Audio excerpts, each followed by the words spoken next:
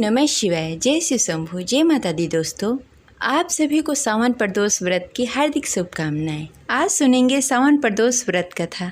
तो प्रेम से बोलिए शिव जी माता पार्वती की जय, गौरी पुत्र गणेश की जय। सावन का पवित्र महीना और प्रदोष व्रत दोनों ही भगवान शिव को अति प्रिय हैं। इस दिन जो भी पूरी श्रद्धा और भक्ति के साथ भगवान भोलेनाथ और माता पार्वती की पूजा करता है, उसकी सभी मुरादें पूरी होती है। आज सावन मास की कृष्ण पक्ष की त्रयोदशी तिथि है। हर माह की त्रयोदशी तिथि को प्रदोष व्रत रखा जाता है। जब वह व्रत मंगलवार के दिन पड़ता है तो उसे भौम्य प्रदोष कहते हैं, इसलिए यह प्रदोष भौम्य प्रदोष है। आज प्रदोष काल का समय संध्या 7:17 से 7:37 तक रहेगा।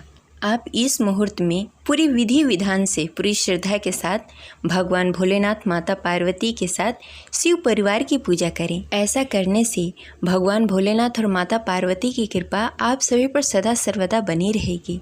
मंगल प्रदोष करने से मंगल ग्रह से छुटकारा मिलता है, साथ ही साधक की हर मनोकामनाएं पूर्ण होती है। प्रिय श्रोतागण, आज भौम्य प्रदोष के दिन चलिए पूरी श्रद्धा और भक्ति के साथ सुनते हैं भौम्य प्रदोष व्रत कथा। तो प्रेम से बोलिए गौरी पुत्र गणेश की जय, शिव जी माता पार्वती की जय।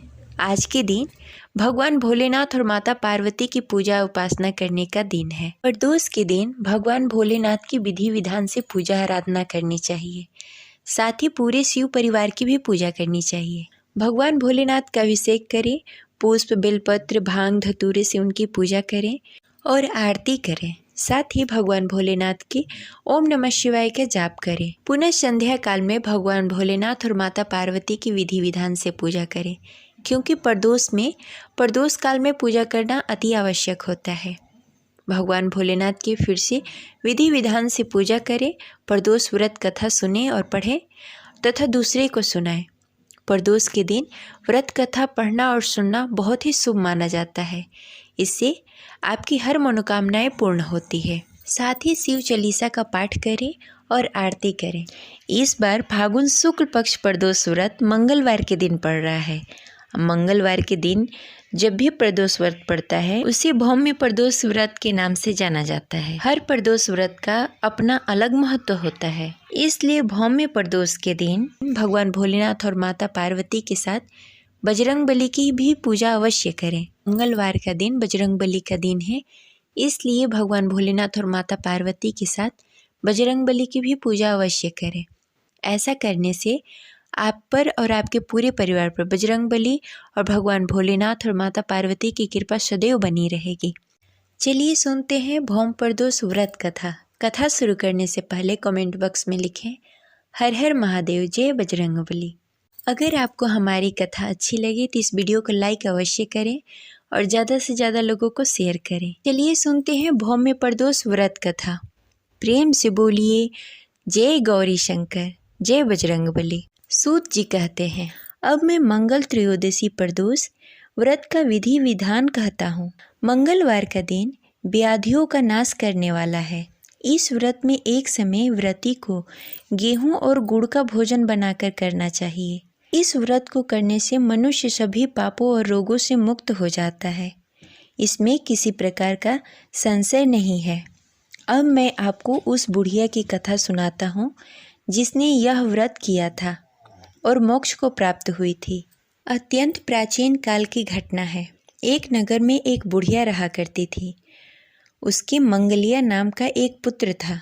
वृद्धा को हनुमान जी पर बड़ी ही श्रद्धा थी। वह प्रत्येक मंगलवार को हनुमान जी का व्रत रखा करती थी। मंगलवार के दिन व्रत रखकर यथाविधि पूजन करती तथा भोग लगाती थी। इसके अलावा मंगलवार के दिन न तो वो घर को लीपती और न ही मिट्टी खोदती थी। इसी प्रकार से व्रत रखते हुए जब उसे काफ़ी दिन बीत गए तब हनुमान जी ने सोचा कि चलो आज इस वृद्ध बुढ़िया की श्रद्धा की परीक्षा ले लेते हैं। हनुमान जी साधु का वेश धारण करके वृद्धा के घर आए और पुकारने लगे, है कोई हनुमान भक्त जो हमारी इच्छा पूर्ण करे। पुकार सुनकर वृद्धा बाहर आई और बोली, आज्ञा महाराज, साधु का वेश धारण किए हुए हनुमान जी बोले, मैं भूखा हूँ, भोजन करूँगा, तू थोड़ी जमीन लिप दे।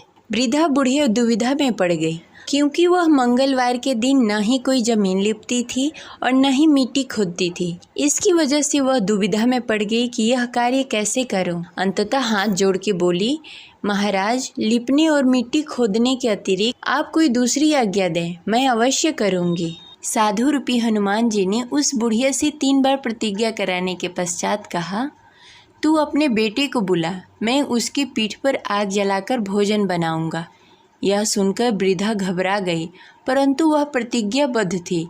उसने अपने पुत्र को बुलाकर साधु को सौंप दिया। वेशधारी हनुमान जी ने वृद्धा के हाथों से उसके पुत्र के पीठ के बल पिटवाया और उसकी पीठ पर आग जलवाई।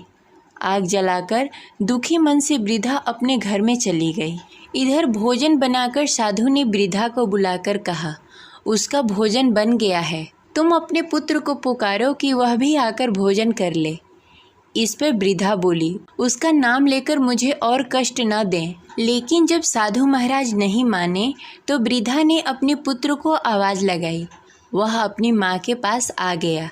अपने पुत्र को जीवित देखकर वृद्धा को बहुत ही आश्चर्य हुआ और वह साधु के चरणों में गिर पड़ी। तब हनुमान जी अपने वास्तविक रूप में प्रकट हुए और वृद्धा को भक्ति का आशीर्वाद दिया। जय बजरंगबली। प्रदोष व्रत की हमारे शास्त्रों में बड़ी ही महिमा बताई गई है।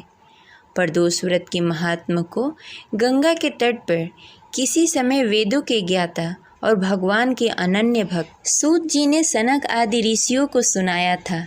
सूत जी ने कहा था कि कलयुग में जब मनुष्य धर्म को छोड़कर अधर्म की ओर अग्रसर होगा, जब हर तरफ अन्याय और अनाचार का बोलबाला होगा और मानव अपने कर्म से विमुख होकर, मानव अपने कर्म से हटकर नीच कर्म से संलग्न होगा, उस समय प्रदोष व्रत ऐसा व्रत होगा जो मानव को शिव की कृपा का पात्र बनाएगा, जिससे मनुष्य नीच गति से मुक्त होकर उच्च गति को प्राप्त होगा। सूत जी ने सनक आदि ऋषियों से यह भी कहा है कि प्रदोष व्रत के करने से मनुष्य के सारे पाप नष्ट हो जाएंगे और पुण्य की प्राप्ति होगी और मनुष्य को मुक्ति प्रदान होगी। यह रही मंगल प्रदोष व्रत कथा। आशा करते हैं हमारी कथा आपको अच्छी लगी होगी। तो इस वीडियो को लाइक करें और हमारे चैनल को सब्सक्राइब करें। मिलते हैं अगले वीडियो में, तब तक के लिए हर हर महादेव। जय बजरंगबली।